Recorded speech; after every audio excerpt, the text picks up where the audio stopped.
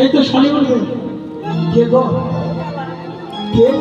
এইদিকে এইদিকে এইদিকে এই দাদা ও দাদা ও দিছা এইদিকে বৌদি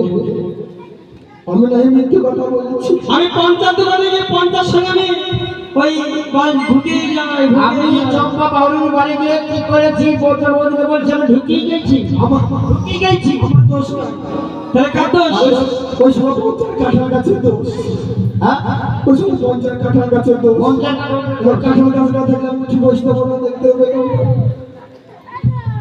তাই ঝামেলা লাগলে কি উপকার পেলে বলতো আমি কি পেয়েছি